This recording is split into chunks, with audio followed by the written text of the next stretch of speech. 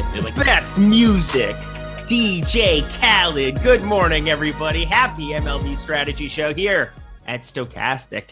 Excited to be a part of you guys. This is kind of the maiden voyage on Stokastic here as the YouTube channel. I'm Eric Lindquist. Excited to be on this show with my buddy Greg Ehrenberg. He did not have to witness me taking shots unnecessarily with friends, but you know what? He's not better for it. You all are. Greg, how you doing this morning, my dude? What happened? I mean, I don't know. I was just enjoying family time yesterday. What happened? I mean, my eyes, I think I'm okay. I'm alive. I'm here. I don't know. Lofty's like, let's take shots. So I jumped on at halftime, took a shot, then took another shot, Then I left because I didn't feel well. And then I got back on, took one more shot. And that was it. That's the end of the story. There's really nowhere else to go other than that. All right. You didn't have like an Eagles hat on or anything? Guys, I live in Buffalo. I got a place in Buffalo. Got a place in Philly. It's great. Is he going to be Stokastic, yo? For people who don't know yet. We don't know. We don't know. I mean, he's changed the name from Awesome Yo to Awesome Yo. He's added the space in there. But other than that, I don't know. That's a question for Mike. Cliffhanger. I know everybody's sitting on the edge of their seat, bated breath. They want to know what's happening. I need to know now. We must all hit up Mike Lawrence at Awesome Yo on Twitter. I'm assuming it's still that, but yes, he added the gap in the middle of it. But we are Stokastic, excited to be starting kind of this new chapter. Nothing has changed. All the same tools and content, all the same things that you love here on the YouTube streets, just a different name. And shout out to Alex Baker, absolute stud, helped build this thing from the ground up. He has given everybody his blessing. He's continued to do amazing work here. He will continue to do amazing work here. But we continue on. We got 12 baseball games on this lovely Monday. We've got an early baseball game starting in 2 hours here, which brings us into the first game of the day. You ready to rock? Let's do it.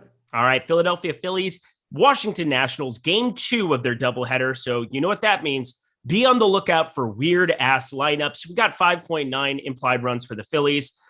Washington Nationals 4.6, and neither of these pitchers look enticing in any way, shape, or form. Bailey Falter, Paulo Espino, you don't want to roster any of these guys, right?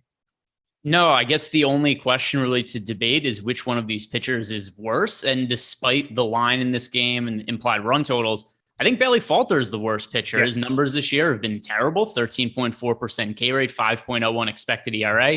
Juan Soto returned to the Nationals lineup yesterday, and I know you and I were banking on some strikeouts from Zach Wheeler. He got off to a good start, and then the Phillies got up by 1 million runs. So Wheeler ended up coming out of the game after 86 pitches and just did nothing but kind of throw fastballs down the middle after they took a big lead and just pitched to a lot of contact. Worked out for him, did not work for us.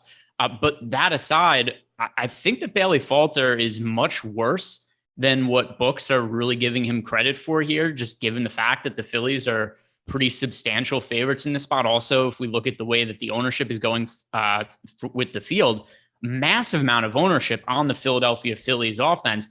So I think this is not a bad spot to look at the Nationals as a little bit more of a contrarian team. They project for 4% ownership. One thing we do have to be on the lookout for is, just like you said before, doubleheader. What do these lineups look like? Because as things currently stand with the Phillies, if they're going to be resting some of their core guys for the tail end of a back-to-back, I do not want to roster them at 20% ownership. Neither do I, but they are at the second spot in terms of stacks, scored 13.6. We have 23 other teams to be mining some goodness from. So I'm not going to go nuts with the Phillies the way that I did yesterday, where I understood some of the concerns about their ownership, but it was just a jam spot. Schwarber needed to have 20% on DK. I know there are spots like that, but I mean, Patrick Corbin's bad. On the other side of this one, Paulo Espino's bad, but not as bad as Patrick Corbin. It's a weird thing to say. Doesn't walk guys, right around a 20% K percentage, but 35.5% hard hit percentage, limiting some of the hard contact. And as he said, if we get one of Schwarber or Harper out, maybe Castellanos, all those guys are playing in the early game. I really do want to see what that lineup turns out to be. Because, I do not want to play them as chalk without some of the big boppers in there. And Washington, I do like that call as kind of a contrarian stack to be getting to. Of course, Nelson Cruz against a lefty. That's always useful. Lane Thomas joining the fray there. D. Strange Gordon's been designated for assignment. So that opens up some opportunities for who's the guy? Cesar Hernandez is always going to be there. Luis Garcia day in, day out. That should be fun to watch going forward. But Who kind of sticks out to you from the Washington side? Yeah, I mean, obviously the answer is going to be Juan Soto for now, but I kind of need to know who else is in the lineup. If it's going to be, a lot of cheaper guys, Ruiz always makes sense to me as a potential catching option. Nelson Cruz has hit the ball better over the last stretch of the season after he was terrible to start the year, but it seems unlikely to me he would play in both ends of the back-to-back or doubleheader. So I think we kind of just need some more info here. All right. Anything else from this game for now? Because again, there's so much to be determined. No, not really, other than just keep an eye on that Philadelphia Phillies ownership. Currently, the top stacks tool is free today. And as of right now, the Phillies are projected for the second most ownership on the slate, and they're also pretty negatively leveraged. All right. Let's jump along then to the Giants. We have a pitcher to utilize here against the Pirates. 4.7 implied runs for the Giants, 3.3 for the Pirates. Carlos Rodon. This guy's pretty good at throwing of baseballs.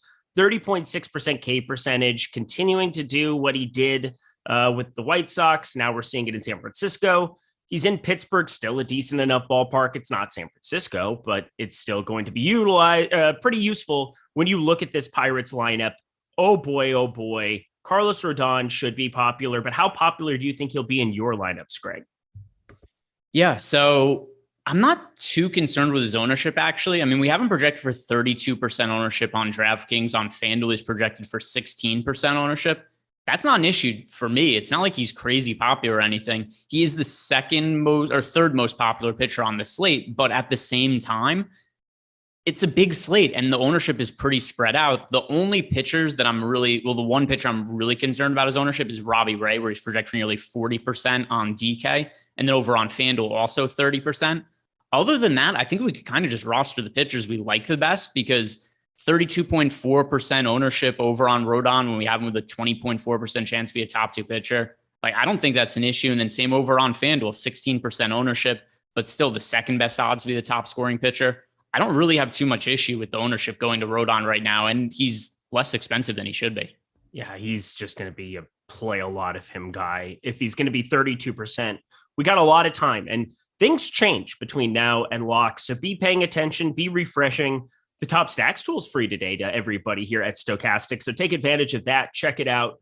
But as it stands here, from a pitching perspective, Carlos Rodon, all systems go. I have zero Zach Thompson interest whatsoever. How about you? Yeah, none at all. And the last time, I'm thinking of the other Thompson, but either way, Zach Thompson in general is not a pitcher that I would have interest in. But then he's also pitching against the San Francisco Giants, 6,100 price tag on DK. That kind of prohibits him from being an SP2 for me. Over on FanDuel, it's 6,400. No reason to consider him on a single pitcher site. Really, the only point of discussion here is, do we want to stack the San Francisco Giants against him? And the answer is a little bit. It's not a priority team, but it's a team worth being in the mix. At least you're getting guys like Brandon Belt, Brandon Crawford that aren't going to get pinch hit for. But look at Jock Peterson against Kansas City. We're talking about one of the best lefty hitters, power hitters so far in the early going of the season, a 648 expected slugging.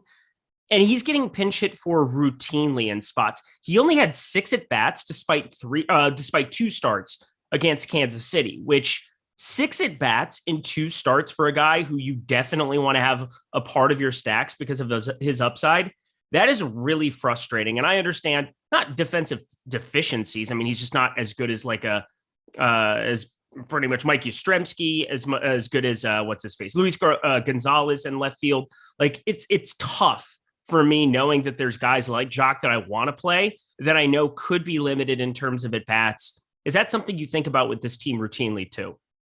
Yes, absolutely. And it's, once again, like you said, it's not an issue with the absolute core guys of the lineup, but sometimes you're making 5-man stack. And it's not just this year either. I mean, how many times in the past have we rostered somebody like a Darren Ruff, say, maybe, where they have him in the game against a left-handed pitcher, he gets 1 or 2 at bats and then gets pulled for a pinch hitter. It's a somewhat regular occurrence when it comes to the San Francisco Giants. And it can become problematic, but it's less of an issue if you're just looking at the core guys on the team. It is a good matchup against Zach Thompson, who gives up a lot of contact, doesn't really generate many swing and misses. Yeah, we got Darren Ruff, Austin Slater that'll be coming off the bench at some point. It's just frustrating. Thought I would express it. So if you are like, hey, I want to play all of this guy, don't do it. with San Francisco, unless they're named Brandon Belt and Brandon Crawford, but I don't know why you would do that. From the Pittsburgh side, I got absolutely nothing for you. Yeah, no need to. Slate of this size, Carlos Rodon's pitching. We could just move on. Don't stack the Pirates. Look at this. After Tyler Xander, we took 48 minutes to get ready here to go today, and we're already through 2 games. Look at that. Oh, 8 minutes. 8 minutes. Is that the exact time? All right. Well, take that off your paycheck. It's fine. We pay him? Oh, yeah, that's right. There's some jokes to be made. I'm not going to make them. New York Yankees 4.5, Toronto Blue Jays 4.5. Let's just have some fun here. Jordan Montgomery. We kind of had this conversation in jest, but I started thinking about it this morning as I was putting together the run sheet. Garrett Cole. We said kind of in jest, oh, he's the 3rd, 4th best pitcher on the Yankees. Yeah. Jordan Montgomery is a really good real-life pitcher as opposed to Garrett Cole, who's getting some strikeouts sometimes, but 19.2% K percentage. I don't know if I can really be going to that against this potent Blue Jays offense. Sub-1 whip. It probably tempers my interest in Toronto, but Jordan Montgomery, I can't really roster any of him today. Is he somebody you might be thinking about whatsoever? Not enough strikeouts. The matchup is too difficult. He's on the road in Toronto, which is also a hitter-friendly park. So no, I'm not overly interested in stacking the Blue Jays against him. The other thing too, the Yankees bullpen is absurdly ridiculous. Like insane. Yesterday, the Yankees go to the bullpen game and they had, I don't even remember, Weber came into pitch. Weber is like a career ERA of like 11. And even he yesterday comes out and it's like, oh, he's throwing 97 miles per hour now and getting guys out. You got, Holmes at the back end of the bullpen, literally never gives up hits. So you have this issue too with Jordan Montgomery, typically doesn't go super deep into games. Every once in a while, if he's really efficient with his pitch count, he will. But then it's just impossible to get hits against the Yankees bullpen after the starters come out of game. So it's so difficult to stack against the Yankees because not only do they have a deep starting rotation, but the bullpen is even better behind it. So there are not that many slates where I'm going to look to stack against the Yankees unless Luis Severino gets scratched with COVID right before the game. Then I have interest against him. It doesn't work out anyway. Yeah, Ross Stripling on the other side, kind of the same exact conundrum, a good real-life pitcher from the right side here in Stripling, going to his Dodgers days to Toronto, but a low K percentage. And against the Yankees, do you really want to tango with it? Not for me, pal. Anything for Ross Stripling? Any comments, concerns? Mainly concerns. Yeah, the Yankees offense is really good. And I do think there is reason to get to the Yankees offense. So Stripling, at least the last few seasons, he's had success when he's pitched out of the bullpen, but it typically hasn't gone that well for Stripling when he's been a starter in his career. And I'll pull up those numbers as I'm talking through this. But whenever we could get the Yankees offense at relatively low ownership, it's of interest to me. And they're projected for 2.4% ownership on DraftKings with 4.5% top stack odds. So that's pretty favorable. Over on FanDuel, the Yankees are a little more popular, 7.2% ownership. So they're less of a priority over on FanDuel. But on DK, where we get them at really low ownership, that's appealing to me. And something else to consider also with the Yankees, we just talked about how much we like Rodon. He's not that expensive on DraftKings. So it's not like there's a crazy opportunity cost either. And here I've got the splits up for Ross Stripling over the course of his career. So you can see the difference with him being a starter versus a reliever. Over the course of his career as a starter, he has an ERA north of 4. As a reliever, it's 3.51. There's also a big dip in his strikeout rate as a starter. He also walks more guys as a starter. He gives up more home runs as a starter. So overall for his career, he's allowed 88 homers. 70 of them have come when he's been a starting pitcher. So for Ross Stripling, overall, the numbers for him are not bad, but it's much worse when he starts. So I do think this is a spot for the Yankees where they could get to Ross Stripling. They're a little expensive on DraftKings, but it's not something that's going to prohibit me from getting exposure to them. And then Toronto on the other side, a 132 WRC plus against left-handed pitching, a 182 ISO. They have some power. They have some ability. Even in the back half of the lineup, there's now guys that I'm feeling less concerned about. Before this season, it's like, no, I'm not going to roster Raimel Tapia and Bradley Zimmer and those guys. But now you get Lourdes Gurriel, Teoscar Hernandez back there against lefties. That's just fine and useful. Espinal has started to join the party a little bit. And of course, Vlad, Kirk, all of these lovely humans at the top of the lineup for Toronto. A team that isn't going to be popular. That makes me interested in Toronto as well. How about you? No, it's just what I was saying before. I think Montgomery's pretty solid, but then just the bullpen's unhittable behind him. So you might get 5-6 innings out of Montgomery, and then that's the window for the Blue Jays to score runs for the most part, because they're probably not going to do damage against the Yankees bullpen. So there's just not very many spots I'm ever looking to stack against the Yankees. Starting pitching goods, bullpen goods. So no Blue Jays for me. Okay, that's fair. I just like them, and I'll have a couple in 150. That's about it. I'll burn those. I'll sacrifice those to the gods. In the same way that I would, well, that's not a good segue. We're not going to do that. Welcome to Stokastic Plus, everybody. Utilize promo code MLB Strategy Show, all caps, one word, to get 50% off your first month of Stokastic Plus Platinum. All the great tools and content that was at Awesemo is now here at Stokastic. It hasn't gone anywhere. You still have the amazing Top Pitchers tool, Top Stacks tool, which is free today. I repeat, free 99. That's the best 99. So see what it is that we talk about on a day-to-day basis. Really get a grasp of this MLB slate from an overhead view in terms of the best teams to be stacking up. Such an important part, finding leverage in MLB. But you can do it on a day-in, day-out basis for 50% off your first month of Awesome. Well, see, I just did it. Stokastic Plus right off the bat. Plus, NBA, now it's done. That's sad. Everybody's bummed out, but we still have MMA, Top Fighters tool. We still have NHL for Showdown. We still have the Top Golfers tool for PGA, US Open. Sam Burns, keep it going, my friend. So many great tools and content here at Stokastic. Join us. Stop guessing, start winning. That is all. That's the end of the read. I'm just going to stop now. But it wasn't even a read because I was coming from my heart. I want you guys all to take advantage of this. Just come in. You know how you know he wasn't reading? Because he said the wrong company name. So that's how you know for sure he wasn't reading off the copy. Because I told Joey Corman to update it yesterday, and I think he did. St. Louis Cardinals, 4.6 implied runs going into Fenway Park. Boston, they're sad. 5.4 implied run total. By the way, how are you doing today? Fine. Boston Celtics. Yeah. No, I mean, I have to be. So I don't actually tilt any of my bets or anything. Like once the bet's there, it's done. I think if I've placed a bet, it's for me good either. Reason. And what's that? I said me too. Yeah. So so obviously my rooting interest was for Boston to win, but they lost, and I honestly don't really care. I'm not emotionally invested to any of my bets at all. I love that about you, Greg. Yeah, I'm the kind of cyborg. I don't know what to tell you. Third leg, Greg. Third leg, Greg. Like afterwards they lost, and I don't know. I just kind of thought it was funny. Like people were trolling me on Twitter, like, "Oh, bet you wish you would have cashed out or hedged." And I was like, not really. And they won the 27-1 to win the East, so it's not like it was a disaster. I know. I'm just saying it was a great bet. It will continue to be a great bet regardless of the outcome. But I wish the outcome was different for you. That's all. St. Louis Cardinals. It would have been cool if Jason Tatum could be better than Andrew Wiggins, but that wasn't in the cards for the NBA Finals.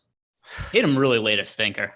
As a Timberwolves fan, there's a reason shots were being taken last night, and it wasn't because I just wanted to. It's because Andrew Wiggins, everything I wanted the great maple leaf from up north to be with the Minnesota Timberwolves. We border Canada, for the love of God, and we couldn't get anything out of him.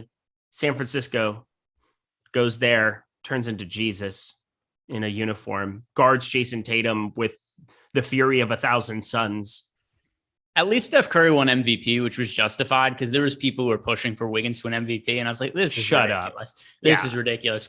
Wiggins had like a 49% true shooting percentage or something like that in the playoffs. He played excellent defense. But the idea that he's more valuable than Steph Curry, get out of here with that nonsense. My thing is that going into game 4, so I was having this conversation with a buddy. He was 150-1. Andrew Wiggins was to win MVP, and Steph Curry got dinged up. Or before game 4, Steph Curry got dinged up in game 3, right? And everybody's like, "Oh, he might be hurt. You don't know." And I was like, if you wanted 150-1 on Wiggins, they get 2 more home games coming in. I thought that there was a case to be made at that point, but that's like it. Had nothing to do with who was better if they played out. Just saying. Yeah. And then, I mean, we'll see also what ends up happening, going forward with Andrew Wiggins and whatnot. But I tend to think he probably played his best basketball in the finals. Who knows? Maybe he'll keep getting better, but it was a fun series. The Celtics made it a fun sweat. So no regrets. And now it's time to talk about why I'm not going to be stacking the Boston Red Sox today. Okay, cool. Cause I don't want to play the pitchers, but talk to me. Cardinals, Red Sox. Would you be more interested, like I am, in the St. Louis side, perhaps? Yes. And so the other issue too is, I mean, I'm a little confused by the Red Sox implied team total here at nearly 5.5 runs, because Adam Wainwright, he's clearly not the pitcher he was a couple of years ago, but he's still serviceable. 18.4% K rate, 3.95 expected ERA. The Red Sox offense has been above average, but not lights out this year. So this is just a really curious run total for me. And I get the weather's crazy hot here in the Northeast. I woke up this morning early and it was 90 degrees outside already. So I get that it's conducive for hitting. But I don't think this should be a Red Sox team that is this high of an implied team total, like I was just saying. And so if you do look at them right now in the top stacks tool, they're projected for 6.5% ownership over on FanDuel with about 5% top stack odds, so a little bit over on there. And then over on DraftKings, kind of same thing, 4.5% ownership, 3.7% chance to be a top stack. So they're also picking up ownership in addition to all this. So I don't really want to get to Boston. They're also expensive in terms of the batters I care about. Also, what's going on with Adam Wainwright the last couple of games? He went from having 10 strikeouts against San Diego to 0 against Chicago, back to 7 against Cincinnati, pitched 7 strong in all 3 of those. He's thrown over 100 pitches. There's a part of me knowing that Boston with their 5.4 implied run total might be, even more popular, might work up the board a little bit. I'm starting to talk myself into, well, what's the path for success here in terms of the slate? And it might be Adam Wainwright, but he's just too expensive. Routinely, the K percentage isn't there, but he's 8,100 on DK. You have Frankie Montas, who's going to be very popular at 8,300. Do I want to roster any Adam Wainwright? Talk me out of it, please. Yeah, don't roster Adam Wainwright. Okay, he just doesn't strike out enough guys. That's where he's having these like feast and famine spots, and it's just really has to do with some of his breaking stuff. Once in a while, it looks like he has a feel for it. That San Diego game, 10 strikeouts, 7 last time against Cincinnati. Plus, the pitch count's going to be crazy. Plus, Boston's going to get exposure on the other side. I don't know. I just want to. I mean, if you really want to, go with your heart and do what you want to do. But it's not a good DFS play. Thank you. I get nobody's rostering him, but I don't think anybody should roster him. All right. Well, let's talk about the Cardinals against Waka Waka. 16.9% K percentage for him there. Limits some of the hard contact, but you said it's a conducive hitting weather. There's still that 262 expected batting average. The ball's getting put in play, and that's usually good for the likes of, I don't know, Paul Goldschmidt, Nolan Gorman, who's going to be really good long-term, Nolan Arenado, Edmund, the top of that lineup, still good. Carlson switch hitting, a little bit better from the left side, but how are you feeling about the Cardinals? Because I do have some interest in a 150 type format getting to some shares. Yeah, they are fairly popular. They are expected to be the 4th most popular team on the entire slate. So that is a little bit too much exposure from the field, in my opinion. It is certainly a good spot for the St. Louis Cardinals, but they've also been fairly pedestrian against right-handed pitching this year. And Michael Wacha, he's not as good as he was when he first broke into the league with the St. Louis Cardinals, but a 16.9% K rate, 4.05 expected ERA. Those are not awful numbers by any means, but here's overall what we've seen from the St. Louis Cardinals against right-handed pitching this year. And the reason the Cardinals are so much worse against righties than lefties is because it's such a right-hand dominant lineup. Nolan Arenado, Paul Goldschmidt being their 2 best hitters, both being right-handed. It definitely cuts into some of their production a little bit, but a 105 WRC plus against right-handed pitching. Good, but not great, slightly above league average. So just considering that they're going to be as popular as they are, I think it's a team to be underweight too. I'm just going to say this, and it might hurt future employment if I ever want to act again, but I hate the Peacock streaming app so much. I hate it. What a dumb industry. If sharing such a benign opinion would prevent you from working. I just want to watch Sam Burns finish his round of golf, and I can't do it. It's the best app by far is for sports streaming. It's the ESPN app. MLB app's pretty good too. But the ESPN app is so good, and there was issues at one point, but it's been good for a while now. And yeah, everything else kind of sucks in terms of streaming live events. I mean, not only that, but think about how many people, like, they've set it up so well in terms of the pay-per-view stuff for MMA. Like, ESPN hit the absolute nuts, because before you had to call or do different stuff to get your pay-per-views. I was never going to go through those steps, but now when you put it on the main page of ESPN Plus, I'm like, yeah, I'm going to click and buy the fights. Like, I'm going to do it every single time. But I never did it before. And now it's like I have way more interest in MMA DFS. Yeah, no, I know there was a point where it's like, hey, you have to call a guy, then you have to walk down to the grocery store. He's going to tell you what gas station to go to. Then from there, he's going to give you a map and you have to learn the code, but you have to memorize it. Then you light the thing on fire. And then you go to some other store just to get access to a pay-per-view that's going to crash 5 minutes into the card. So yeah, they've made it much easier now. Or you pay a $10 cover charge at a bar and you bring your laptop like an idiot. Did that a couple times. That's just what a nerd life it is. I'm a bro going to the bar to watch the fights with my laptop. Let's do it. Anything else from this game? I got nothing. No, you're just guys. Don't get too close to me. I can't get liquids on my technology. Oh, careful, guys, careful. hey! Yeah. Somebody like huge knockout. It's like don't shake the table, okay? Marlins Mets. No line available. Here's why, because Pablo Lopez is coming back into the fray. And when there's any kind of uncertainty, when any elite pitcher is returning to the fray, it's a wrist issue. So something that really, really matters and could limit him. They don't have the lines available yet here. So Pablo Lopez on the mound against Carlos Carrasco here. Two very serviceable pitchers. One elite pitcher, I think, in my opinion, Pablo Lopez. But with all the concerns around him here, I don't think we can really be taking that shot. 9,100 over on the FanDuel slate. Part of me wants to. I just can't really do it. How are you feeling about Pablo Lopez today? I think as a contrarian option, he's a good guy to look at because he's been really good this year overall. He's also generating a bunch of strikeouts this season. The pitching staff for the Marlins, I don't know what the hell's going on with Trevor Rogers, but this is one of the best young pitching staffs we have in baseball. 26% K rate for Pablo Lopez, 3.25 expected ERA. And also, he's made a number of really, really difficult starts as of late. Here are the most recent outings for Pablo Lopez. On the road at Houston against the Giants. We know how good their offense has been. On the road in Colorado. On the road against the Tampa Bay Rays. The Nationals, okay, whatever. That's not as hard. But then he has to face the Brewers on the road against the Padres, another start against the Cardinals, the Phillies on the road, the Giants. This guy only faces killer offenses. So I understand the matchup is hard, but this is kind of what he's dealt with the entire season is hard matchups. So I think his numbers kind of are what they are. Like we don't have to think he's going to be that much worse because of the matchup. So I think that him at 1% ownership is a good way to differentiate some lineups paying up the pitching. Okay, well then there you go. Pablo Lopez is very, very good. And Clayton Kershaw, 10-5 against Cleveland. I've got some concern, but there's positive leverage going his direction. Everybody's going to Rodon. I totally understand that. People are scared off from Giolito against Houston. I understand that too, but there's so much positive leverage above 9K to be had today. And it's just crazy to see Tariq Skubal pulling as much ownership as he's getting. Our boy is all grown up. It's beautiful. We'll get there next. But Carlos Carrasco, is he a contrarian pitching option that you're interested in today?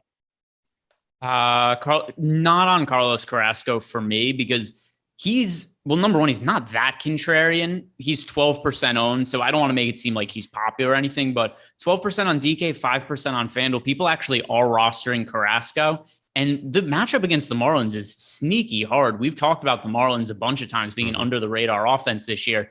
They're one of the best offense in baseball against right-handed pitching. And you also think about how good that pitching staff has been for Miami. If they're able to keep this core together, I mean, it might seem ridiculous, but are the Marlins a couple years away from potentially making a World Series run if they keep these guys together? Because it's a good team. They're young. And I mean, the bigger point here is just Carrasco is not somebody I'm all that interested in because 3.58 ERA, 23.7% K rate. Those are all solid numbers. I think there's a chance he regresses going forward. I know that most models, whether it's streamers, zips, do have him being worse for the rest of the season. But I just think the matchup against the Marlins is fairly difficult. There's other guys in the price range I prefer to Carrasco, and I could play Pablo Lopez for a tenth of the ownership. Yeah, 2 years ago, I took a pretty large stand that Miami would make the playoffs. I was able to hedge out because I think they made the wild card game, which doesn't technically count. I was able to make some money that direction. Yes, Greg, I hedged out. I'm a absolute coward. You heard me.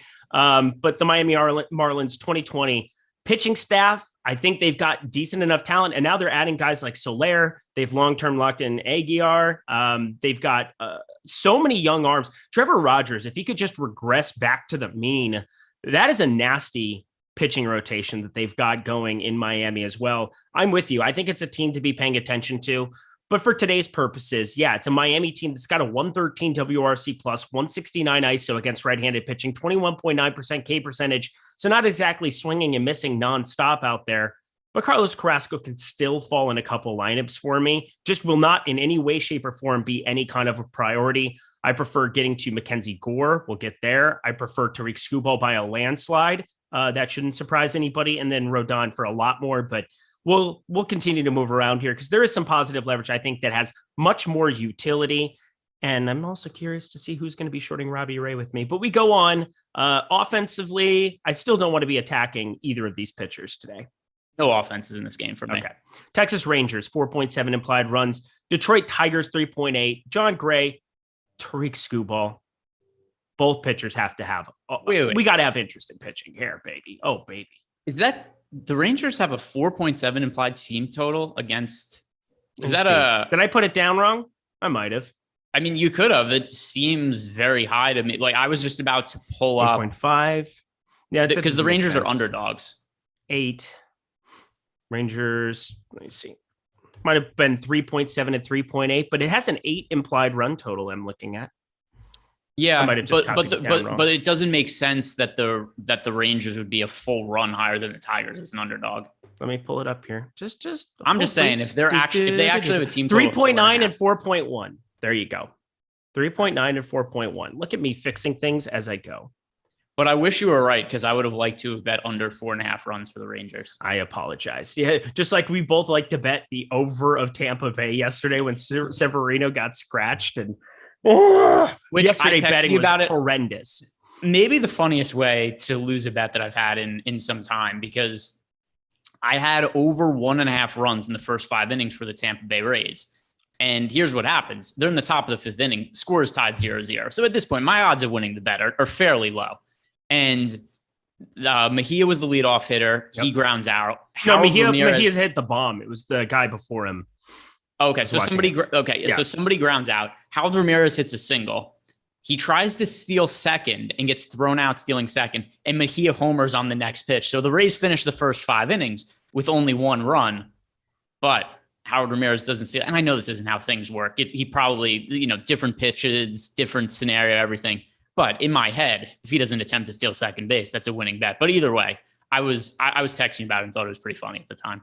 Yeah, I had the same bet, Greg. It wasn't fun. It was not fun, but whatever. It was pretty funny. It was kind of funny. I laughed a little bit, but then I realized, I also lost money on Wheeler strikeout props. Great. What a fun day. John Gray, though, against Detroit. We've hopefully you've heard us talk about Detroit against right-handed pitching. And in case you haven't, 65 WRC plus is by far the worst in baseball. That is 8 below Oakland. And Oakland's 8 below Colorado. Basically not even in the realm of competent. 25% K percentage, a .097 ISO. Is that real life? John Gray. I mean, this is just an unavoidable piece of chalk for me. Yeah, I mean, both the pitchers warrant a lot of consideration. I'm going to get this out of the way too. No interest in the offenses for me. So we could just go past the offenses after this. Yeah, John Gray's been really good this year. He is a positive matchup. Tariq Skubal's been really good this year. He has a fairly positive matchup. And I mean, I'd play Tariq Skubal most matchups to this point anyway. 27.6% K rate, 2.93 expected ERA. Both these pitchers are guys I want to get to. Over on FanDuel, we've got 10% ownership going to Skubal. Only 6% for John Gray over on FanDuel. I get he's more expensive than he is on DK. DK at $6,900. Terrible pricing on John Gray. I get he hasn't been consistent this year, but the matchup against the Tigers is as easy as it gets against a righty. And I don't think there's enough ownership for John Gray either. I look at him at $6,900 against the Tigers. I think okay, this is going to be like another 40% owned John Gray night. But he's only 21.6%. That's a number I like being overweight too. There's just a lot of options. There's a lot of pitching options, and there's some really consolidated options. I'll also say it's blowing 15 to 20 straight out to center in Detroit, but it's still a cavern dead to center. So that's useful. John Gray, I don't understand the price, but I'm going to have lots of him. I find that to be a piece we just want to get to. Skubal, absolutely love him too. He's our boy. There's really not anything else to say. He's all grown up. Yeah, no, both pitchers are good. The ownership I actually think is light on both of them. I like being overweight to Scuba. I like being overweight to John Gray. Zero hitters in this game, though. All right, prizepicks.com, folks. They are the sponsor here of this lovely MLB strategy show here at Stokastic. I'm going to be playing over there today. I can guarantee you that. I'm going to have my video out here a little bit later, giving you my 3 favorite plays to utilize over on PrizePicks for today's MLB slate. Went 3 for 4 yesterday, so we're back on track. We're starting to get some momentum again after I got coolered by Ryan and Greg. Yeah, I'm calling you both out. It was all you. But prizepicks.com, it is so fun to play over there. And if you use promo code Awesemo, yes, it's still promo code Awesemo, you'll get 1 free month of Awesemo Plus Platinum just by signing up. Done. It's now Stokastic, but that's what I'm getting at. Plus, use promo code Awesemo to get $100 first match deposit bonus. Nothing is easier than taking advantage of promo codes when it comes to these sites, when it comes to sports books. So do it. Just do it. I'm looking at the PrizePicks board. They also have this cool offer going right now. I know you're locking up your money forever. Forever.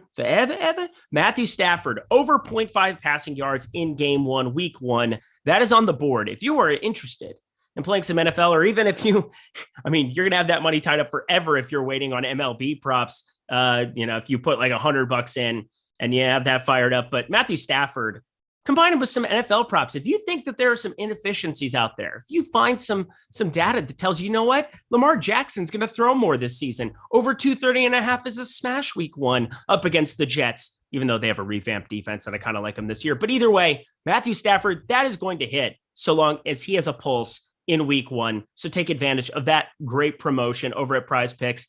But most importantly, use promo code Awesemo. Get that $100 first match deposit bonus today.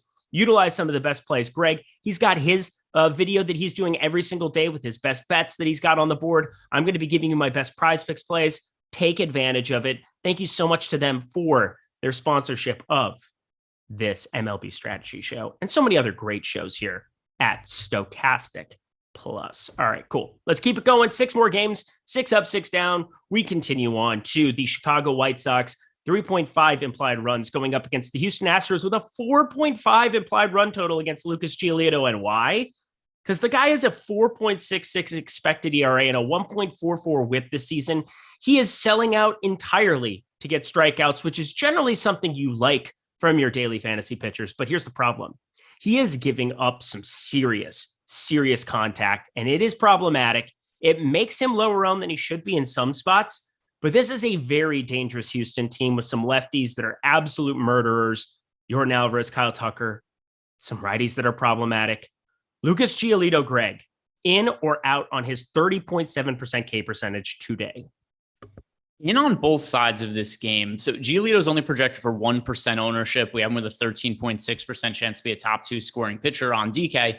That's sensible to me. Over on FanDuel, 1% ownership, 6% chance to be the top scoring pitcher.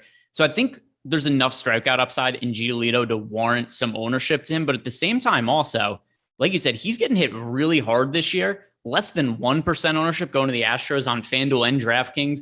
We know how good that Astros offense is. They've had some massive upside games as of late. Yordan Alvarez, basically impossible to get out over the last month. Kyle Tucker, really good. Bregman's kind of been the only weak link in the lineup. Jeremy Pena is also on the injured list, and that's an issue because he's been so good this year. But I still think this spot against Giolito, considering the contact profile against him, there's reason to consider one of the best offense in baseball against him at almost no ownership. So nobody's rostering the Astros today. Nobody's rostering Giolito, and I think there's upside in both sides in GPPs. I'm not going to prioritize either of them. But if you get 5% Astros stacks, 5% exposure to Giolito, you're way overweight to the field on both sides. And Framber Valdez, never the best fantasy asset, 20% K percentage, but a really good serviceable real life pitcher. This White Sox lineup continues to not really be that imposing to me. He's getting a tiny bit of ownership, but I would much rather go take some shots on Giolito than play a chalky 21.6% Framber Valdez for DraftKings purposes. Are you with me in that regard, considering, yeah, he's 8,500, but I don't see a ton of upside? I almost never play Framber Valdez in DFS, 19.9% K rate, and he's never that inexpensive. Mm-hmm. Like there aren't spots to play Valdez where he's, 7,000 or 6,500. He's always in the mid 8K or 9K range or something like that. So I never consider him, but I don't stack against him either. This spot's more of the same. All right. Yeah, I was going to think like Gray's my favorite color. What? I'm so symphonic. I want to just play John Gray for $1 zillion cheaper rather than play him. I like blue. I like blue too. Blue's a good one. I like lamp. I was thinking Gray's my favorite color. Is that Mr. Jones? Whatever it is that helps you build your DFS lineups. Yeah, it really gets that pump up music that I don't get to listen to because I'm always on live before lock. But such is life. It's okay. Sometimes I'll listen to. No, it's all right. People don't care about my playlist. What do you think I listen to? What do you think the go-to song, the first one on my DFS playlist is? Baby Shark. I was kidding. I almost made a joke and I don't want to make that joke. I don't know. I think it's, I think you listen to the Wiggles. I think you give off that kind of energy. I think you listen to the Wiggles every morning. Wiggle, wiggle, wiggle. Wiggle, wiggle, wiggle. No, I have a sister who's a lot younger than me. So I do remember growing up and listening like the Fruit Salad song. Oh, just terrible. Fruit salad, yummy, yummy. It's like the entire lyrics of the song. Oh my God. Yeah, the Wiggles are awful. Yeah, no thanks. Techno Syndrome from the Mortal Kombat soundtrack. That's my jam. Oh, I love. So that's my Curtis jam. Blades walks out to that in the UFC. And does he really? Oh yes. Yeah. Mortal Kombat and who else? Raiden, Liu Kang, Johnny Cage, Scorpion, Sub-Zero. There's one other fighter that walks out to it, but I can't remember it off the top of my head. But that's the best walkout music. It's by far my favorite. If you work out or if you are like trying to do something energetically and you listen to that song and you have no reaction, you're probably dead. Or you're just in a different age group than us. Like my dad, if my dad's watching UFC with me, he has no clue what it is when it comes on. But the Mortal Kombat theme song. Eric wakes up to Rod Stewart's "Don't You Think I'm Sexy." That's pretty good. Eric cries to Linkin Park. I would. Chester, dude, that was sad stuff. Come on now. What Eric actually does is he puts on "It's Raining Men." He picks up a hairbrush and sings into it, and he does 3 runs of the song, takes his clothes off, dances in front of the mirror, and then he's ready for his shows. Let's go to Coors Field on that note. San Diego Padres 6.4 implied run total going up against the Rockies 5.4. Mackenzie Gore, he's been very, very good this season. 29% K percentage, 3.32 expected ERA, and a 1.19 whip on the other side. Kyle Freeland, we shouldn't even talk about him, but Mackenzie Gore, we should first. Is he a contrarian pitching option for you today? No. And so Mackenzie Gore overall for the season has been outstandingly good. He really struggled his last time out. Not that that's going to be something that affects how I approach him too much, but he didn't pitch well in AAA last year, which is kind of a concern to me. Like his minor league numbers are really spotty. Last year at AAA, he had a 5.85 ERA, a 6.03 FIP. This year, once again, the numbers are really good. 2.5 ERA, 3.32 expected ERA. But I am a little concerned that he was generally a kind of high home run to fly ball rate guy in the minor leagues, and he only has a 2.4% this year. I look at the Zips and Steamer projections on him. It seems the more fair evaluation of his talent is going to be a guy with an ERA around 4 moving forward. So I think he's good enough to where I'm not all that interested in a chalky Rocky stack at Coors Field, but I'm not playing Mackenzie Gore in this spot either. You guys are really, you think I listen to Nickelback on the daily. That's something else. God. This is how you remind me of who I really am. It's fine. Yeah. Look at this photograph. I don't know if I'm pointing at the right time, at the right one, but every time I do, it makes me laugh. Did I point at the right one? I was trying to point at the picture of you. Yeah, you were close. You were close. The high school. Right. Let's see. Did I point at the right spot? We're going to see. We're going to find out in 5 seconds. Everyone who says absolutely moronic. Definitely that way. If whatever. No one if someone says they don't sing along to Nickelback, you're a liar. I'm sorry, you're a liar. Well, that would imply I listen to Nickelback though. Okay, if Rockstar comes on randomly on a playlist, you're singing it and you're not skipping it. Or hear me out. I don't have their music on my phone. You don't have Spotify and it randomly plays songs?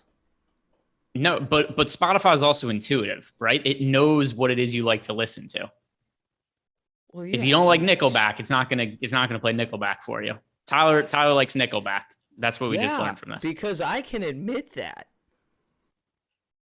I regret this conversation ever happened. We're going to the Padres bats, which I don't know if you guys are aware is pretty popular today. Yeah. 16.8 stack score, 24% of the ownership on a 12 game slate is going towards these Padres. They just got to play with the wind at their back in Wrigley Field, and now they get to go into Colorado. That doesn't hardly seem fair. And I hate this lineup, but I played a lot of it at times when they were underowned against perceived good pitching there in Chicago. This is different for me. Can Kyle Freeland survive here and cut out a quarter of the field today, Greg? So one thing I'm going to point out is the numbers we do have on FanDuel are much different than the ones on DraftKings. So the Padres actually do look a little bit underowned on FanDuel, but not like crazy, more just that they're appropriately owned. They're a little bit overowned on DraftKings, but also nothing crazy for a slate of this size. Oh, by the way, we just got a fresh run of ownership here. So actually, I have to update what I was going to say, because they do look quite a bit overowned now. 27% ownership, 21% chance to be a top stack. It's not enough for me to fade the Padres outright, but it is enough for me to be underweight to them. But here's the other thing too. If I was building my lineups right now, let's say I'd end up with, I don't know, 16% Padres, 15, it would be somewhere in the teens. Mm-hmm. They'd probably be my most owned stack, and I'd still be underweight to them. So take that for what it's worth. I think this is a team to get to, but I'm not going to play them in like 33% of my lineups on a slate of this size. But I do think they're certainly worth exposure to. This is the highest upside offense on the slate. I would just recommend coming in underweight to that 27% ownership number. You talked about Mackenzie Gore just giving up the entire farm last time he was on the mound. Could he do it again today? Absolutely. But Colorado going a little bit overowned as well. I suppose it's just going to be a lot of righties that I want to try to get to from Colorado if I do, but everybody else is too. But they have the third highest stack score that we have over in the top stacks tool as well today. Colorado, how do you plan to utilize them? So I'm not rostering them against Mackenzie Gore. Gore, like I said, he has really good numbers overall for this year. I'm a little skeptical that they're going to uphold, but I don't really want to stack against him when the Rockies are the third most popular offense over on DraftKings.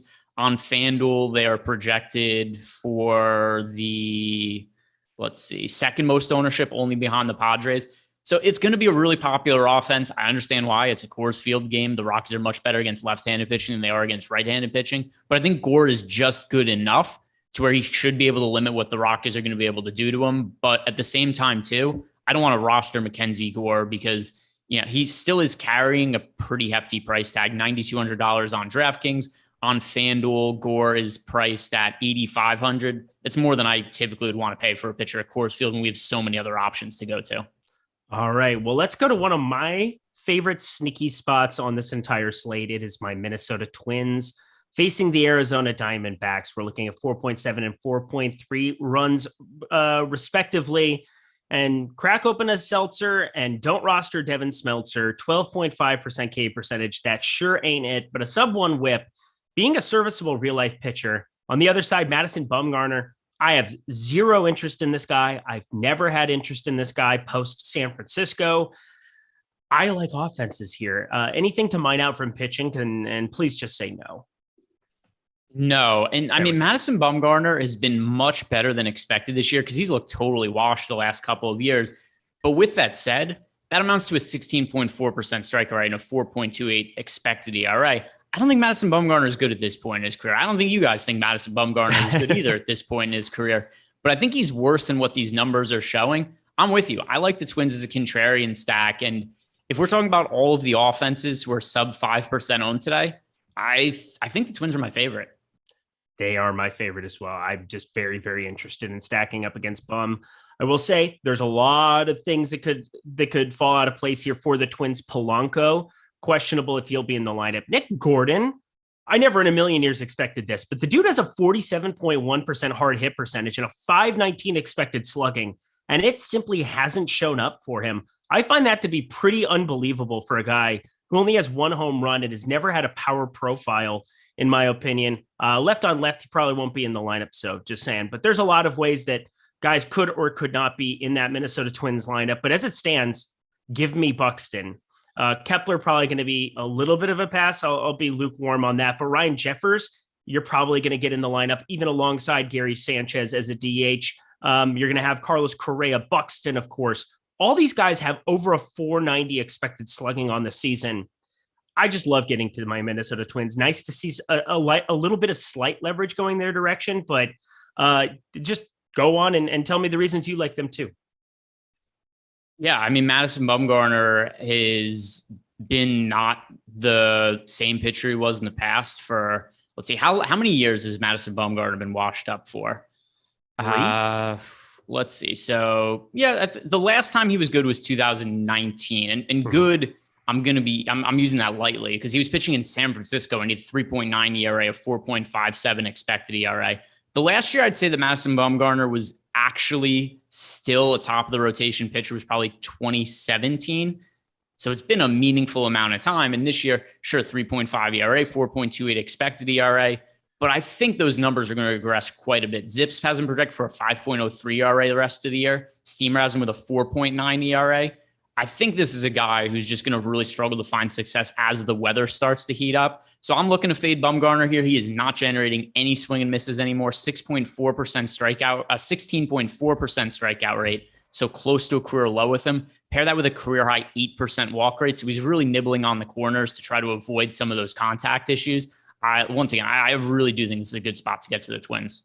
All right, love it. And Arizona, everybody knows that I roster them above expectation, but it's pretty simple for me to just roster some Christian Walker, roster some Carson Kelly, roster some Jordan Luplow, move on with my life. Probably don't want anybody else from this lineup. Arizona, anything of note for you? From Arizona, the only thing I'll say is this. The short answer is no. But Devin Smeltzer this year, he's not been terrible from a run allowance perspective, but he generates no swing and misses. We talk about this every 5 days. Devin Smeltzer starts. It's impossible for me to consider him for DFS when he strikes out 12.5% of the hitters he faces, but I don't stack against him either typically. 8-game, you were the absolute best. We are never going to cover a 2-game MLB slate when there's a main slate going on. I apologize, but it's just never going to happen. Yeah, and the other thing too, when it comes to a 2-game baseball slate, I play them very infrequently. Every once in a while I will, but here's the issue. If we're giving out advice from a 2-game slate, it's play everybody. Mm-hmm. Pretty much. And play against your pitcher and do all of this stuff. I pretty much exclusively, like playoffs are different. I'll sometimes mix it up then. But I pretty much only play 3+ game slates. I would never play a 2-game MLB slate on purpose. How do you play it by accident, though? I don't know. I'm just saying. Eric just starts clicking buttons on DraftKings. Oh, no, I entered 150 lineups into a 2-game slate by accident.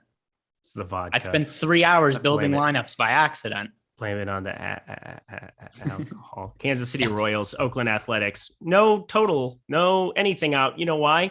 Zach Greinke back in our lives. Him and his 11.2% K percentage, his 5.70 expected ERA, 1.35 WHIP. Frankie Montas on the other side, a little bit more of a conversation point, just slightly, going up against a Kansas City offense that, they're confirmed not good. Just a 21% K percentage against righties. But Frankie Montas is not your everyday next door righty. He's a little bit better than that. How do you feel about Frankie Montas on today's slate? Hard to not like him in a matchup against the Royals. He is 10-2 over on FanDuel. That's still a playable price point to me.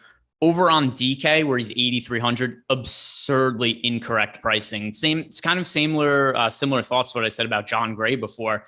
And also, Frankie Montas, I think you could reason that he should be like 40 to 50% owned when he's 8,300. One other thing I'm going to point out is, because I'd sent a message to our data team about this at the start of the show, the numbers are off right now for Oakland, Kansas City, because there's no betting line for the game, which is throwing off some of our data. So don't really look at any of the projections we have on Montas or the Kansas City offense. That's going to be updated later. But I don't have any interest in the Royals offense against him. And I think Montas should be the most popular pitcher on the slate by far. And that's just not the case right now. Yeah, I think there's some stuff that needs to get updated for sure. But that's not my department. Feeling good about it, though. 8,300 Frankie Montas on DK. Give me all of that you got. Zach Greinke. I think the whole thing, they're not going to have betting lines available because you want to know how long they could maybe get one of the worst pitchers in baseball. Both Zach Greinke, Patrick Corbin, Madison Bumgarner, all three of you guys, just fade off into the sunset. All right, please please? That'd be great. Because I have to talk Oakland bats, and I don't want to talk Oakland bats, but it is what it is. It's Zach Greinke, and if he's going to be out there for any serviceable amount of time, I'm going to roster some of these Oakland bats for value. Does anybody stand out to you from that side? I haven't built lineups yet for today, so I'm not totally sure. Also, Oakland kind of changed their lineup from a day-to-day basis. I don't think the Oakland salary saving is going to be necessary today, though. There's so many cheap pitchers that I like, and Oakland doesn't really have a ton of power upside. There's individual spots where I think Oakland makes sense, like on the early slate yesterday, where they're going up against Rich Hill, who was 40 to 50% owned, depending what contest you were playing, and Rich Hill didn't end up being good yesterday. It's not like the A's offense went off either, but both of us preferred the A's offense over the Rich Hill side of that game. But on a slate where it's this sizable and Greinke isn't going to be popular, I don't think I'm going to need to get to Oakland for salary savings. All right. I need everybody to hit the like button. Please hit the like button. I didn't ask throughout this entire show. We've had some lovely conversations. Great to giving you some great analysis. If you respect that, if you appreciate that, hit that like button right now. Get Stokastic.com off to a great start with our new YouTube channel here. It's not new. It's everything you guys know and love, but just want to get those likes up as we go to a very important game to talk about. Los Angeles Angels, Seattle Mariners. My new best friend, Michael Lorenzen, on the mound here for the Angels. I don't mean that I want to roster him by any means. He's just a nice human being. And Robbie Ray, 25.1% K percentage, a 1.25 whip, a 3.95 expected ERA. And those are all bad. Well, those last two things are bad. But as it stands right now, he is vaulted to the top of our top two pitcher, of the top pitchers board, a top two pitcher 22% of the time. Some of that's going to change as we get everything updated with Montas, who's not going to be 8.6%. He's going to vault up the board here. But I will say, against an Angels team that loves, and I do mean loves, to strike out, this is actually a spot I can understand why the field's getting there in bulk, but I still would rather go to the Angels side. What say you? Are you in or out on Robbie Ray at crazy ownership today? Relative to his ownership, I'm going to be underweight to it. I think the Angels do make some sense as a contrarian stack for leverage. But with that said, we only have them with a 1.5% chance to be the top scoring team of the slate. So I can't really prioritize them. But over the course of 150 lineups, I'll get some exposure, mostly because of the ownership going towards Robbie Ray. Ray gets hit really hard. He's not nearly the same pitcher this year as he was last year. There is strikeout upside, so I understand why people are getting to them, to your point before. But I don't want 40% of Robbie Ray, which is about where it looks like the field is going to be on DraftKings. And then on FanDuel, I think it's even crazier on a single pitcher site that he's projected for over 30% ownership. So I'm definitely going to be shorting Robbie Ray. We get some Ohtani, Trout, Ward, all three of those guys able to be rostered in conjunction, whereas Ohtani pitching yesterday, you couldn't do such things. That makes them a little bit more appealing. You can get to, obviously, you're pretty neutralized for Jared Walsh. Max Stassi is going to be all right to get to some shares of here for the Angels side. But as far as Michael Lorenzen goes, I don't know if I really want to be attacking him with these Seattle bats whatsoever. He's been just a dude. He's just been a serviceable pitcher, even though he's my new best friend. No interest in Lorenzen, no interest in the Mariners. Anything else that stands out to you with this game? Not really. Lorenzen, best hitting pitcher in the history of baseball by, multiples. He's also one of your good friends. I saw the picture you posted with him online.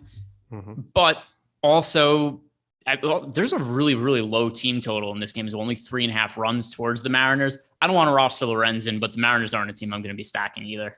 All right, let's round it out. Cleveland, Indian. Oh, gosh, darn it, Eric. Seriously? Guardians. Why is this a thing just this week? I've had no problems until this week. Cleveland Guardians, 3 implied run total. Los Angeles Dodgers, 5 implied run total. Why the disparity? Well, one has Zach Plesac on the mound. The other one has Clayton freaking Kershaw. He has a ton of positive leverage going his direction, which I think he should. 28.3% K percentage looks really, really nice. But this is a Cleveland team that against lefties just does not strike out. 19.3% K percentage on the season. 108 ISO, 88 WRC plus isn't all that intriguing, though. How are you feeling about Clayton Kershaw with all the other options we have on today's slate? Have you seen anything on how many pitches he's expected to throw today? No idea. I mean, I would assume not that many. He came off his last start. He had 71. He was limited around 70. I'm assuming maybe 80 is going to be maybe the top off point, but I can't do it against Cleveland. So here's the other thing too, is we see pretty frequently the Dodgers not only limit pitches, but also limit innings. So I wouldn't be surprised if they say that 5 innings is the max for Kershaw today. If he's able to, or if he has no restrictions and is allowed to pitch deeper into the game, then I'd say that that's a viable contrarian option. As of right now, I'd avoid him, but I do think we need more information. So check out, Live Before Lock, MLB Deeper Dive later, because this is just really a scenario where I haven't seen reports on Clayton Kershaw yet. And I don't know what to do with him until I know what the pitch count innings limit looks like. 1-2 in the chat said, if all words are fake, wouldn't it technically be impossible to convey that sentiment, Greg? And then he goes, Jesus Christ, Eric, relax with the slur. So he was talking about how words don't matter and then reacting to the word that I said. Well, no, not really. He's reacting to what I said. Because somebody said our name of the company is fake. I was like, well, all names and words are fake to an extent. Like, what makes it real? Some guy named Webster. I don't know. Smoke a blunt and think about the name Eric for a while. It's kind of weird, right? My name derives from a Japanese fish. It's just noises. It's just noises. You know something I've wondered? You know how last names are supposed to be based on what people's jobs were when surnames first came into play? Mm-hmm. So like millman or mailman, like it's usually people work at a mill or mailmen. But Dickinson is a really common last name. What was that job? Exactly. Scrub it up, dub. It doesn't matter. Scrub it up, dub, fam. Let's go. I'm sure there's lovely people out there with the last name Dickinson. I want to know what Corey Dickerson's family did.